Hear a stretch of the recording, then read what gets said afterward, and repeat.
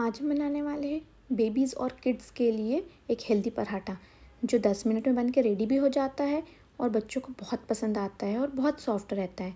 तो इसके लिए मैंने लिया है एक छोटा गाजर, थोड़ा सा पनीर और 2 आलू और थोड़ा बारीक कटा हुआ धनिया, तो और 1 कप गेहूं का आटा। ये नॉर्मल गेहूं का आटा है। तो सबसे पहले हम डो बना के रेडी कर लेते हैं। जब तक हम फिलिंग बनाएंगे तब तक के डो भी रेस्ट हो जाएगा। तो इसमें मैंने लिया है थोड़ा सा नमक, थोड़ा अजवाइन, थोड़ा सा हल्दी पाउडर। इन्हें मिक्स करेंगे अच्छे से, पानी ऐड करेंगे और एक सॉफ्ट डो बना के रेडी कर लेंगे। इन पराठों को आप बच्चों के लंच बॉक्स में दे सकते हो। इन पराठों को आप ब्रेकफास्ट के लिए बना सकते हो, लंच और डिनर के लिए भी बना सकते हो। तो डो बन के रेडी हो गया है, तो हम इसकी फिलिंग रेडी करेंगे। अभी मैंने सबसे बारीक वाला ग्रेटर लिया है, उस पर मैं पहले गाजर पीस लेती हूँ। इसके बाद में हम पोटैटो और पनीर को भी ग्रेट कर लेंगे। यदि बच्चा बड़ा है या बड़ों के लिए बना रहे हैं तो इसे इतना बारीक ग्रेट करने की ज़रूरत नहीं है। यदि छोटे बच्चे हैं तो आप ऐसा बारीक ग्रेट कर सकते हैं। यदि आपको और कोई वेजिटेबल ऐड करनी है तो आप वो अपनी पसंद की ऐड कर सकते हैं। अभी पनीर भी ग्रेट हो गया है, तो इसमें मैंने थोड़ा सा नमक मिलाया है। अब अपने टेस्ट के अकॉर्डिंग नमक मिलाइए। इसमें थोड़ा जीरा लिया है, थोड़ा चाट मसाला लिया है और बारीक कटी हुई धनिया मिलाइए। यदि आप बड़ों के लिए बना रहे हैं तो आप इसमें हरी मिर्च भी ऐड कर सकते हो या लाल मिर्च का पाउडर भी ऐड कर सकते हैं। मैं छोटे बच्चों के लिए बना रही हूँ इसलिए मैंने इसमें कुछ ऐड नहीं किया है। इसे अच्छे से मिलाने के बाद में अब हम डो को एक बार मसल लेंगे अच्छे से। डो अच्छा सॉफ्ट हो गया है, तो अब हम इसमें से आटे की एक लोई निकालेंगे।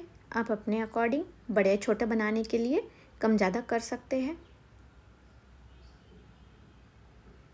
अब इसमें अच्छे से आटा लगा के सब साइड से ऐसा एक पॉकेट जैसा क्रिएट करेंगे और उसमें फिलिंग फिल करेंगे। मैं इसे ऐसे गोल गोल घुमाकर सब साइड से इक्वल करके राउंड कर रही हूँ। आप लगे तो इसे बेलन से बेल कर भी कर सकते हैं राउंड। अब इसके अंदर हम ये स्टफिंग डालेंगे।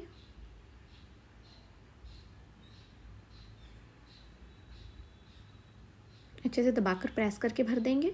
अब इसे सब साइड से ऐसे राउंड राउंड करके दबाते हुए ऊपर लेकर आएंगे।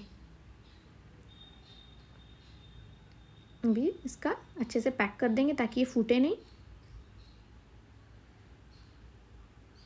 इसे हल्का हल्के हाथों से प्रेस करेंगे और बहुत ज़्यादा सूखा आटा ना लगाए। अब इसे हल्के हाथों से सब साइड से धीरे धीरे करके बेल लेंगे। हल्के हाथों से बेलेंगे तो पराठा अच्छे से फूलता है सेकते समय पे, और सब साइड से इसकी स्टफिंग भी इक्वल रहती है। पराठा बनके रेडी हो गया है, तो अब इसे तवे पे डाल देते हैं। बची हुई स्टफिंग में अभी 2 पराठे और बन जाएंगे। ये आटा भी इतना है कि इसमें 2 पराठे आराम से बन जाएंगे। इसे हमने पलट लिया है। अभी ऊपर से 1 चम्मच घी डालेंगे और इसे अच्छे से फैला लेंगे। आप चाहो तो इसे बटर में भी बना सकते हैं, मैंने घी में बनाए हैं। अब इसे एक साइड से सेकने के लिए छोड़ देते हैं। देखिए पराठा कितने अच्छे से फूल रहा है। सब साइड से इक्वल बना है पराठा, इसलिए अच्छे से फूल गया है। अभी इसे हम दूसरी साइड से भी घी लगा लेते हैं और सब तरफ से फैला लेते हैं।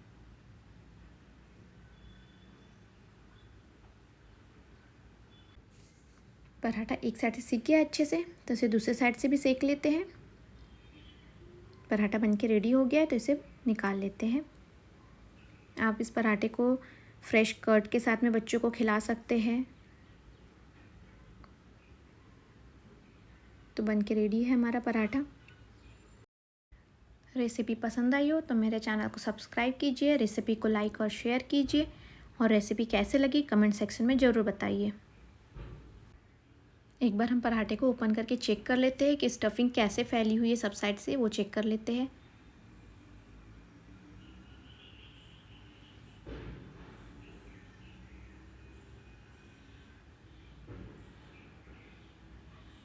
देखिए सभी साइड से इक्वल फैली है और पराठा कहीं से भी मोटा बारीक नहीं बना है, सब जगह से एक जैसा बना है।